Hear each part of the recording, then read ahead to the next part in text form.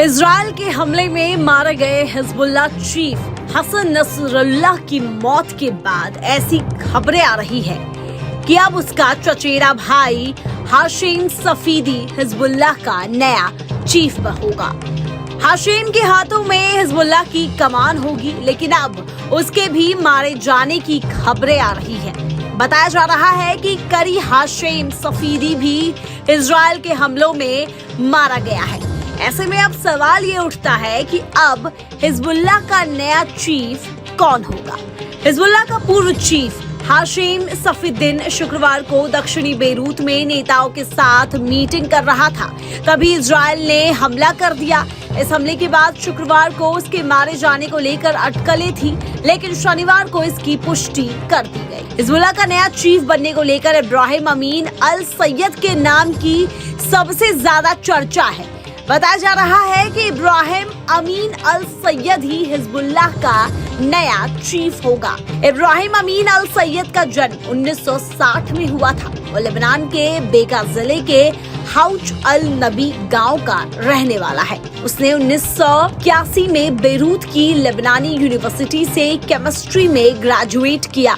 इसके बाद 1984 में फ्रांस के स्ट्रासबर्ग यूनिवर्सिटी से उसने मास्टर की डिग्री ली। 1987 में उसने आर्लियंस यूनिवर्सिटी से केमिस्ट्री और फिजिक्स में पीएचडी की उपाधि प्राप्त की। उसने धार्मिक मदरसों में इस्लामिक शिक्षा भी ली है।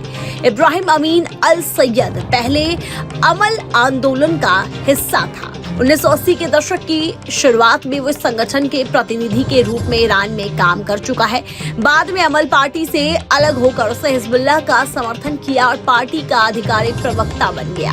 उसने 1985 में हिजबुल्लाह के घोषणा पत्र ओपन लेटर को सार्वजनिक किया, जो संगठन के लक्ष्य और विचारधारा को स्पष्ट करता है।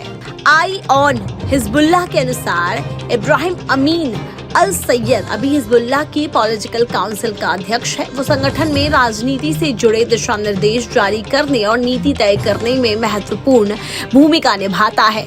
इब्राहिम अमीन अल सैयद लेबनान की सक्रिय राजनीति का भी हिस्सा रह चुका है। वह 1992 और 1996 में हिजबुल्लाह की loyalty to the resistance bloc के तहत लेबनान की संसद के लिए चुना गया था। 2001 में वह हिजबुल्लाह की शुरा काउंसिल में चुना गया और तब से संगठन के पॉलिटिकल विंग का हेड है। उसके लेबनान के अधिकतर राजनेताओं से संबंध है।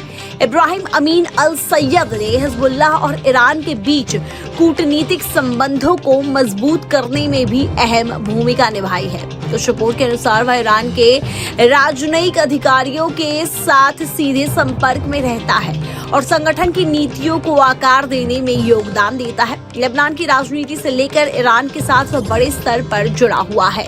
इजराइल ने हिजबुल्लाह के कई कमांडरों को ढेर करने के बाद अब लेबनान में उसके खुफिया हेडक्वार्टर को भी उड़ा दिया है। इजरायली सेना की ओर से दक्षिणी लेबनान में किए गए इस हमले में कम से कम 250 लोग मारे गए हैं। इससे ईरान बौखला गया है। ईरान का कहना है कि वह पीछे नहीं हटेगा। इजरायली सेना ने कहा कि उसने बेरूत में शुक्रवार को हिजबुल्लाह के खुफिया मुख्यालय को निशाना बनाया।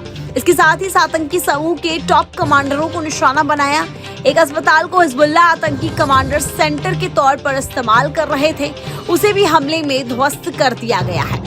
ईरान के सर्वोच्च नेता अली खामेनेई ने कहा कि इन हमलों से तेहरान की सेहत पर कोई प्रतिकूल प्रभाव नहीं पड़ेगा।